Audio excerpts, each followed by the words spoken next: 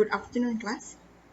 So for today, we will cover for chapter 7, which is functions. So throughout this topic, you will learn about the standard, which is predefined functions, and discover how to use them in programs.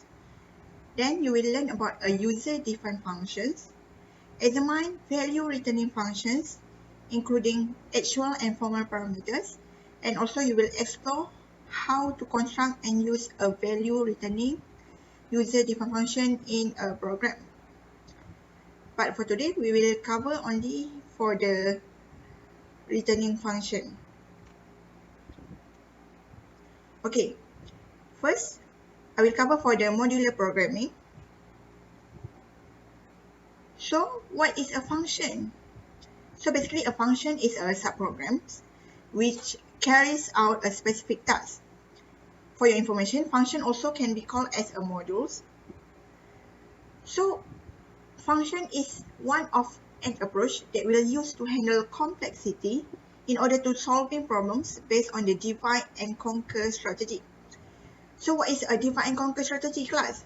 So basically it is where a larger problems, which is more complex problems, will be broken up into a smaller problems which is less complex.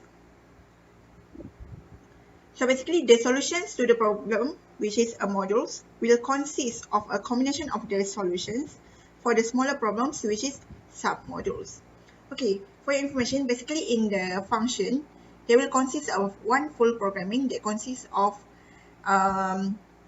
complex problems. So you will divide all of the statement or the problems in the codings into a function. For example, here you will have a coding for calculate the area for circles, parameter of the circles, and also display the parameter and also area of the circles. So basically, by using this function, you will divide the programs into a function, which is for the first function, you will have the function for calculate the area, or for the second function, you will have a function for calculate the parameter, and lastly, you will have another function, which is function to display the area and also the parameter. Okay, then inside those functions, you will have the main function that will call all of those functions that you already been declared. So I will show you the examples. Okay, for the first one, this program has one long complex function that consists of the statement necessary to solve problems. Okay, basically, as you can see here, inside the main function, they will have a lot of statements. So it becomes complex. While for the second one, in this program, the problem has been divided into smaller problems, whereas each is handled by a separate function. For example here, inside the main function, they will consist of the other three functions, which is for the function 2, function 3, and also function 4. So inside the main function, they will call all of those function 2, 3, and also 4. So there are some advantages by using this function. The first one is in terms of the divide and conquer. So in terms of the divide and conquer, you will have advantages for the manageable programs development. So basically, a programmer can focus on just that part of the programs and construct it, divide it, also perfect it. For example here, if you have a problem regarding how to calculate the area, so you just focus on that function only. While for the second one, different people can work on different functions simultaneously. So basically, if you have a group projects, you can easily do these programs by dividing it into different peoples based on different function. While for the second advantages is about the software reusability. So you can use existing function as building blocks for new programs. Then the function also can avoid code repetitions, and also lastly they can enhance the program's readability, whereas it reduces the complexity of the function made. Okay, basically when you have a function, you can more easily to read the programs based on the function that already been done or defined in your programs. That's for the advantages of the function. Then I will continue with the types of the function.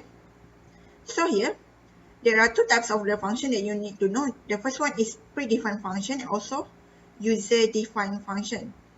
So first, I will go through for the predefined function. So what is a predefined function? Basically, predefined or built-in functions are functions that are used by the programmers in order to speed up program writing. So for information, predefined function also is known as built-in function. So basically, the programmers may use the existing code to perform common tasks without having to rewrite any code. And this predefined function also are predefined by the producer of a compiler, which is C++, and are stored in the header file, which is hash file that call libraries. So in order for a program to use a predefined function, the appropriate library file must be included in the program by using the include directive file. So I will show you the example of the predefined function. For example here, at the header, you will have the include maths.h, which is for the includes the maths library. Then you need to initialize the x equals to 2.0 with the data type double. Then you want to display the square x, which is square 2.0. Then you will call the function for the maths.h library, which is square root in the bracket x. While for the second one is for the sin x, so you will have the function which is sin in the bracket x.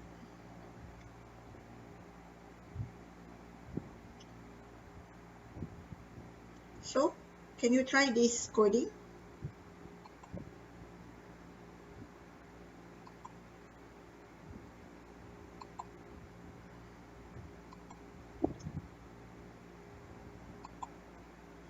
So this is for the predefined function.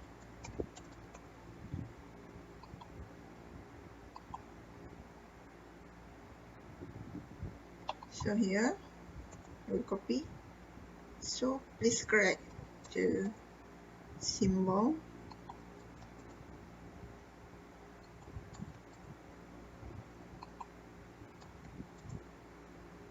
So try to compile.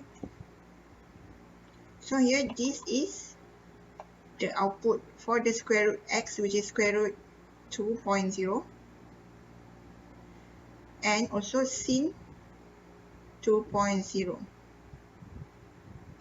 Okay, basically for the user-defined function, this is a function that already been have in the maths library. For example, square root and also sin. Then I'll proceed with the rules of the predefined function. Okay, for your information, for the predefined function, the function will be accessed through function call or function invocation. And many C++ predefined function return values, which those that don't are called void function. Then I'll proceed with the power function, which is pow. So you will have pow and in the bracket. So for the pow function, you will have the power, and you will have the value for the x and also y, which is they will calculate based on the x power of the y. So basically x will refer to the numbers and y will refers to the power.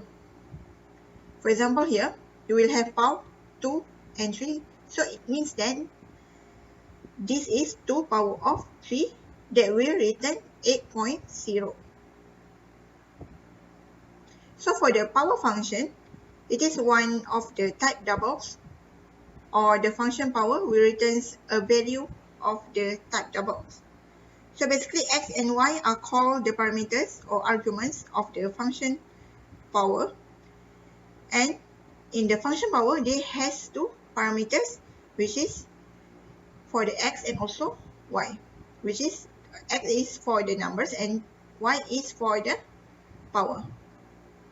That's for the power function. While for the square root function,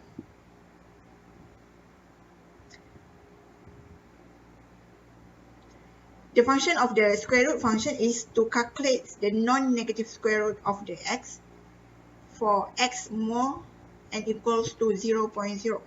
For example, here you will have a square root 2.25 that returns 1.5.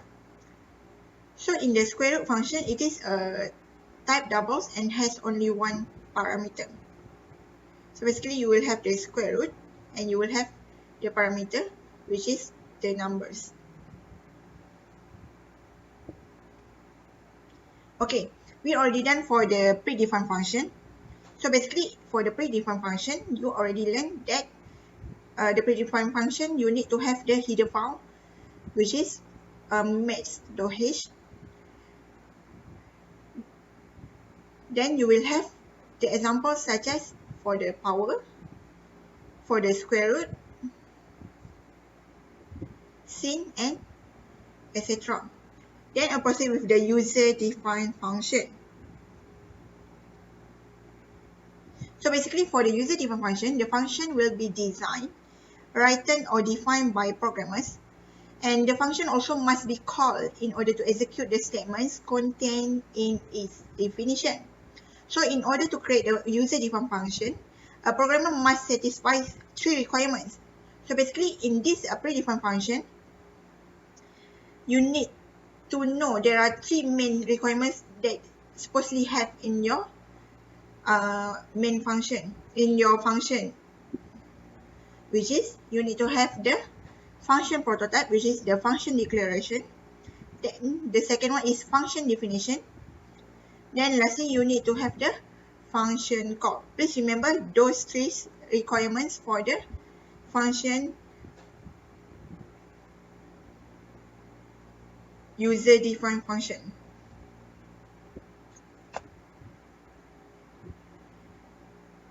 So we already done for the requirements for the user-defined function. Then I'll proceed with, there are two categories of user-defined function, which is the first one is value returning function, while for the second one is a void function. For the value returning function, it is a function that has a return type and the return a value of a specific data type using the return statement. Okay, basically for the value returning function, you will have the function and at the end you will have the return statement. While for the second types of the user-defined function is void function. So basically this void function is a function that do not have a return type and it do not use a return statement to return a value. Basically for the return for the void function, they will just have the display statement. Okay, then I'll proceed with the value returning function. So as you already learned before this, the user-defined function, they need to have a function prototype. So basically a function prototype will declare a certain information pertaining to the function. For example, here they will declare the names of the function and what the parameters are. For example, here if you have the function for the calculate area, so you have the function prototype which is calculate area. Then in a prototype also, a function must be declared before it is called. And a function prototype has three parts, which is they will have a return type, which is, for example, integer, float, double, char, or char star.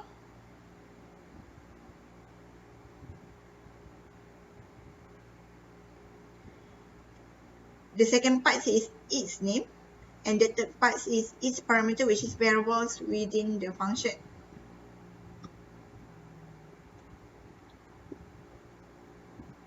So this is the syntax for the function prototype. So you will have the return type, function name, then you will have the parameter list. So for the parameter list, please take note that only the data types of the variables are required in the parameter list. For example here, for the return type, you will have, for example, for the calculate area, you will have the return type double, calculate area, and you will have the parameter list, which is double and also double. So this statement will be placed after the include IOStream and other headers and before the function main. So basically, every time you have a function, you only have to declare the function prototype at the top after the include IOStream, which is after the header.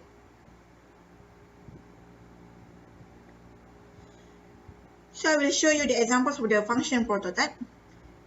Okay, for the first one, it is for the void display. So this is the function for the void display. Okay, basically for the void function, they do not have the return statement. So here they will just blank the parameter. So in the void display, they will declare the function display does not receive any arguments and does not return any. That's why in the parameter, it is nothing. For the second examples, int find sum that consists of the data type for the parameter, which is int and also int.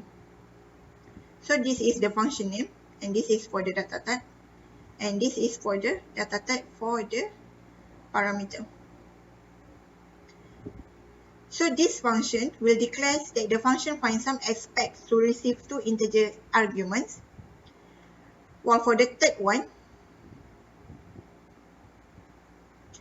float swap, that you will have the parameter which is float, int, and also char. So basically, this function swap will require four arguments that consist of two floating points arguments, one integer arguments, and also one character arguments in order, and that it will return a floating point value. Okay, so what we can conclude here, that for the void display, you do not have the parameter, while for the return value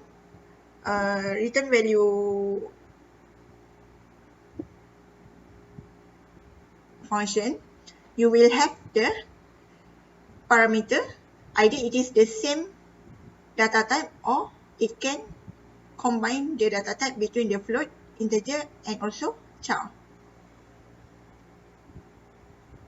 That's for the function prototype. Then I will proceed with the second requirements for the user-defined function, which is function definition. So what are the function of the function definition? So the purpose is to define what the function does, and the description of or definition of what each function is to do. So basically, this function definition will comprise the sequence of statements that will be executed each time the function is invoked, and the function definition cannot be called unless the function is declared. Okay, for the function prototype and the function definition, it must agree exactly on the return type, the name, and also the parameters. Basically, for the function prototype and also function definition, they need to have the same return type, name and also parameters so that it can be tally with each other. While for the differences between the function prototype and the function header is a semicolon. So basically for the function prototype, they will have the semicolon, but for the function header, they do not have the semicolon. So basically the function definition will consist of the function header and its body.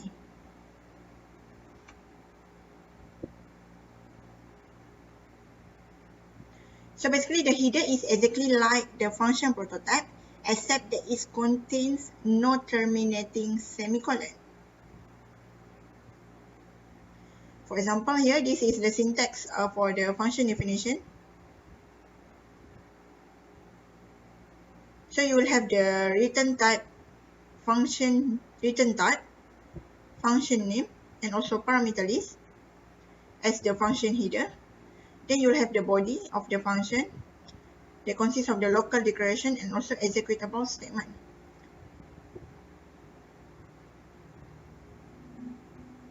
Okay, for your information, for the return type, it is also called the data type or function type. Okay, then I'll proceed with the parts that you need to know in the function definitions. The first one is a return type. The second one is function name. The third one is parameter list, and the last one is function body. So I will go through one by one of those following parts. For the first part, which is return type, so the return type is the data type of the value that is sent from the function. For example, here you will have the return type double, integer, or you also can have a string.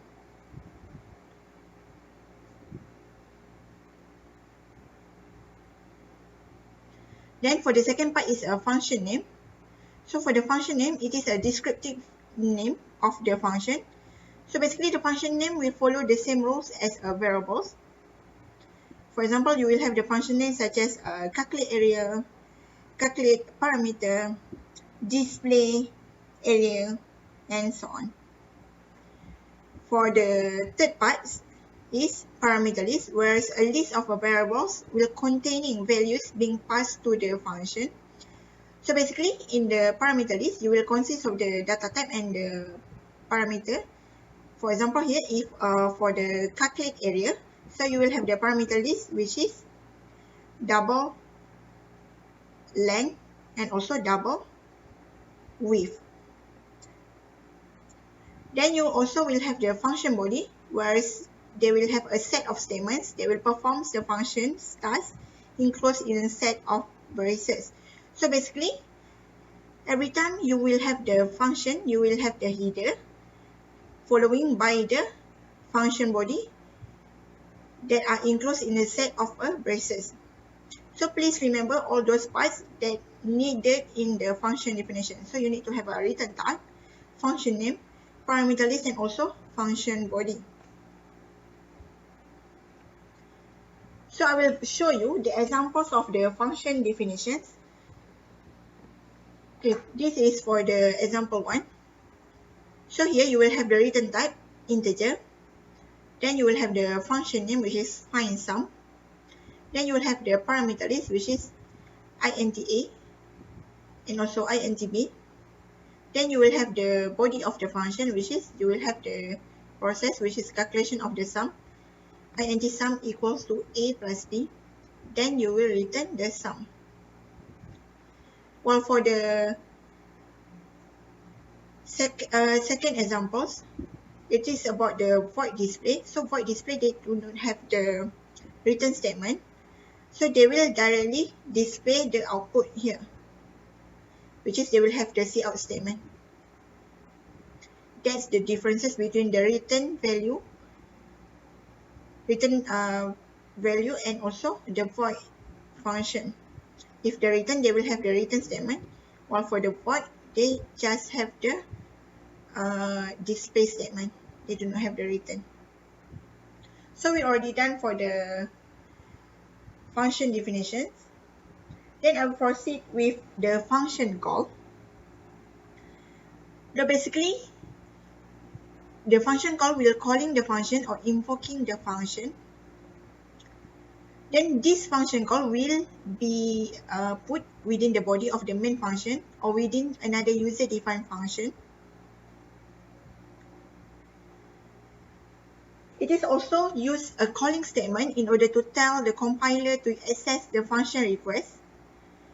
Then in order to execute the function, it must first be called with the following information, which is stating the function name and providing a certain information, which is the parameter. Okay, basically the function call will be insert in the main function in your full program. Then in the function call, you need to state the function name and also provide the parameter for the function. So this is the syntax for the function call. So you will have the function name. Then you will have the argument list, which is the parameter for the function. For example here, a value returning function is used in an assignment or in an output statement. For example here, you will have initialize total will be assigned to the function find sum with the parameter 4 and also 10. So basically here, as you can see, you will have the same name with the function definition. Then you also will have the parameter list, which is A refers to the 4, while B refers to 10. So this function call will be assigned to the total. Then you will have the cout statement, which is sum. Then you will display the function.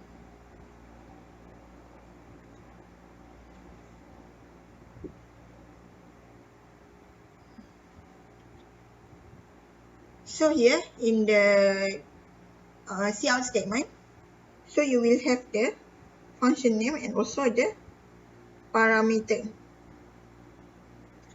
passing. This is the example of the function call. For example here, you already declare the function definition for display message, which is with the data type void. Then you will have the cout statement, which is hello from the function display message. So in order to display this, you need to have the function call in the main function, which is display message here. So this is function call. Then you will have the output, which is back in the function main again. So every time you have a function definition, you need to put the function call at the main function. So we will try this coding.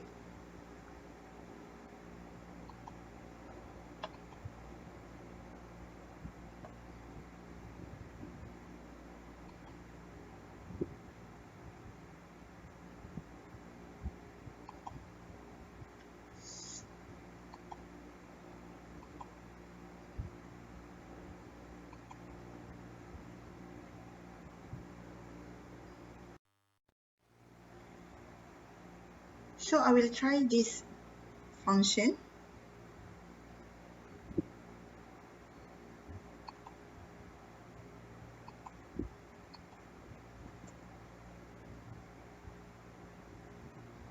So here, I will have the main function that consists of the function call, which is display message. They have the same name with the void function, which is display message here. Then I will try to compile. So as you can see here, there is a error, whereas the display message was not declared in the scope. So it means that you need to have the function prototype. So here you will have the void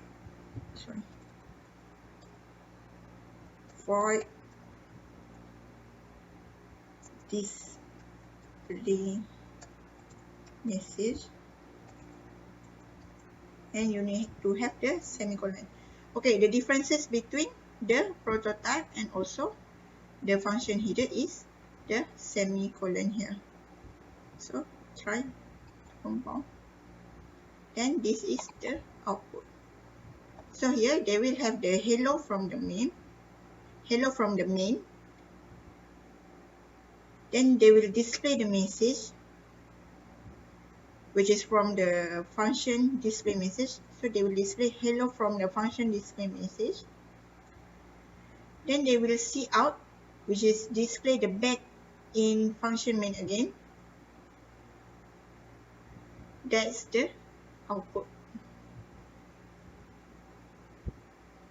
Then I will show you the examples of the value returning function. So basically, you will have the header. Then you need to have the function prototype, which is int find sum and the data type for the parameter.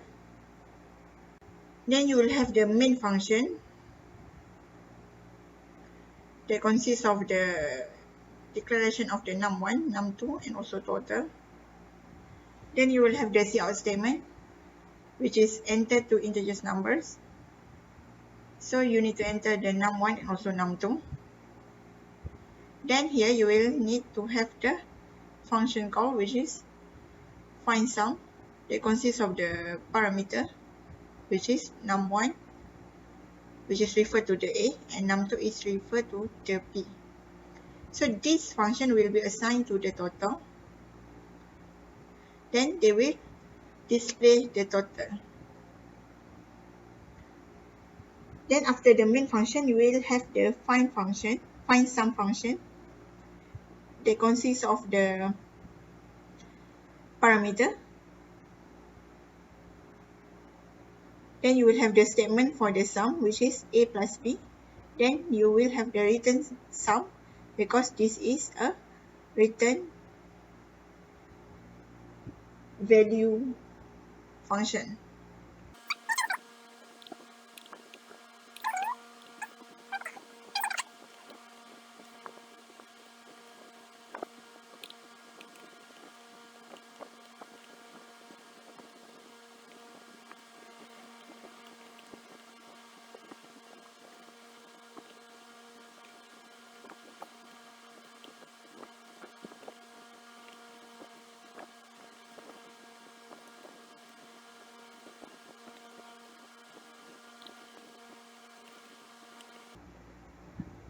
Then we will have the function definition. So because this is a value returning function, so we will have the data type integer. Then you will have the parameter, which is int A and also int B. Okay, so we will try to run this coding. Okay, so here, so you need to enter two integers numbers. For example, I want to enter 20 and also 45. Then they will display the total, which is 20 plus 45 is 65. So basically in this coding, you will have the main function that consists of cout and also cin, whereas you need to enter two integers numbers. Then you will have the function call, which is to call the find sum function.